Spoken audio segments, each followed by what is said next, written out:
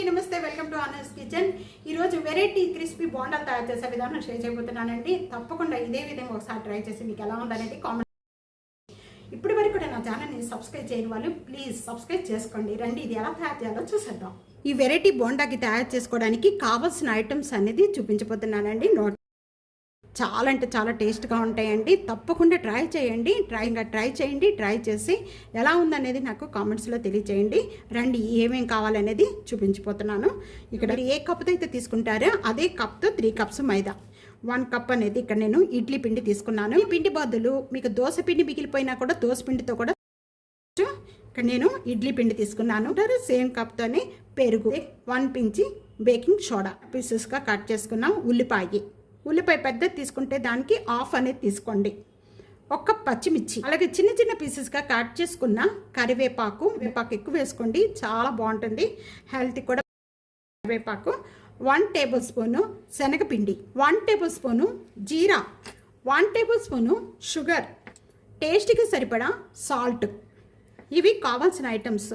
ఇప్పుడు ఈ బోండం అనేది ఎలా తయారు చేసుకోవాలి, దాన్ని ఎలా కలుపుకోవాలనేది చూపించిపోతున్నాను. రండి.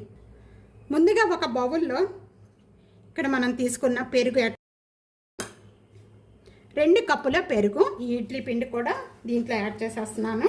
1 tablespoon sugar, 1 tablespoon జీరా, చేసుకున్న పచ్చిమిర్చి, టేస్ట్కి సరిపడా సాల్ట్, చిన్న చిన్న పీసెస్గా కట్ చేసుకున్న ఉల్లిపాయ ముక్కలు, అలాగే చిన్న చిన్న పీసెస్గా కట్ చేసుకున్న కరివేపాకు.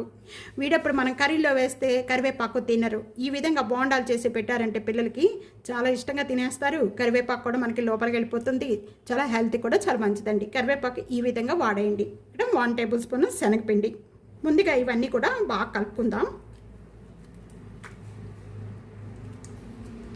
ఇక్కడ ఏం లమ్స్ ఏమి లేకుండా మొత్తం కూడా బాగా కలుపుకోవాలి. ఈ విధంగా కలుపుకున్న వెంటనే కూడా ముందుగా మనం తీసుకున్న 3 కప్పులు మైదా పిండి, ఒక్కొక్క కప్పు వేసుకుంటూ కూడా ఈ విధంగా కలుపుకోవాలి. ఇక్కడ 2 కప్పు, ఇక్కడ 3 కప్పు, మొత్తం కూడా బాగా కలుపుకుందాం. ముందుగా ఈ విధంగా కొద్దిగా వాటర్ యాడ్ చేసేసుకొని బాగా బీట్ చేసుకుందాము.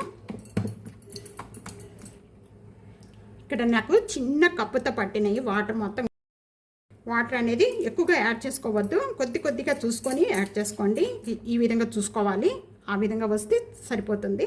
అనేది పల్స్ పడిపోతూ ఉంటుంది. ఒకేసారి వాటర్ ఎక్కువ యాడ్ చేసేసుకొని మీరు ఇలా బీట్ చేసుకున్నారనుకోండి, ఇంకా మనకి పునుకులు రావు, ఇంకా దోశ అయిపోతుంది, దోశ పిండిలాగా అయిపోతుంది.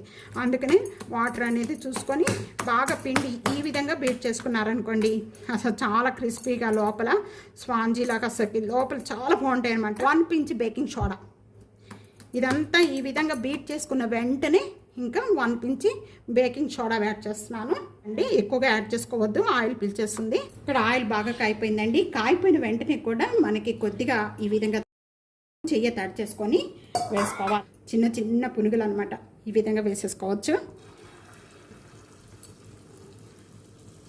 మీకు ఏ సైజు కావాలనుకుంటే ఆ సైజు వేసుకోవచ్చు అండి. నేను ఇక్కడ చిన్న చిన్న పునుగులు యాడ్ చేస్తున్నాను. అవి మనకి ఫ్రై అయిపోయిన వెంటనే కూడా పెద్దగా వస్తాయండి. అందుకని చిన్నగా వేసుకుంటే చాలా బాగుంటాయి. ఇక్కడ వేసిన వెంటనే కూడా కదపొద్దు, 1 మినిట్ వరకు కూడా వేగనివ్వండి. అలాగే వేగిన వెంటనే కూడా ఇప్పుడు కలుపుకుందాము. వచ్చిన వెంటనే కూడా ఇక్కడ స్టెయినర్లో యాడ్ చేసేస్తున్నాను. చట్నీ లేకపోయినా కూడా వీటిని టమాటా సాస్తో తీసుకోవచ్చు, చాలా బాగుంటుంది. ఈ కలర్ వచ్చేంత వరకు కూడా వేయించుకోవాలి. ఈ కలర్ వచ్చిన వెంటనే కూడా తీసేసుకోవాలండి. ఎక్కువసేపు ఉంచితే కనుక బాగుండదు, టేస్ట్ చేంజ్ అయిపోతుంది. ఇదే కలర్ వచ్చేంత వరకు కూడా వేయించుకున్న వాటిని తీసేసి ఒక ప్లేట్లోకి యాడ్ సో చాలా బాగుంటాయండి. దీంతో పాటు కొబ్బరి చట్నీ కానీ, టమాటా చట్నీ కానీ, లేకపోతే పుదీనా అండ్ కొత్తిమీర చట్నీ, వీటన్నిటితో కూడా తీసుకుంటే బాగుంటుంది. అలా వేయించుకునేవన్నీ కూడా ఒక ప్లేట్లోకి యాడ్ చేసేస్తున్నాను. సేమ్ ఇదే కలర్ వచ్చేంత వరకు వేయించుకోండి. ఎక్కువగా కలర్ మాడిపోయినాయి అనుకోండి అసలు చేంజ్ అయిపోతుంది. 2 రోజుల నుంచి క్లైమేట్ అనేది వర్షం పడతానే ఉందండి. చాలా అంటే చాలా బాగుంటుంది వర్షం పడేటప్పుడు ఇలాంటివి తీసుకుంటే. వీడియో నచ్చితే కనుక ఫ్యామిలీకి, ఫ్రెండ్స్కి వీడియో షేర్ చేసి, వీడియోని లైక్ చేసి, టీ ఆనర్స్ కిచెన్ సబ్స్క్రైబ్ చేసుకోవడం అస్సలు మర్చిపోవద్దండి. Thank you for watching.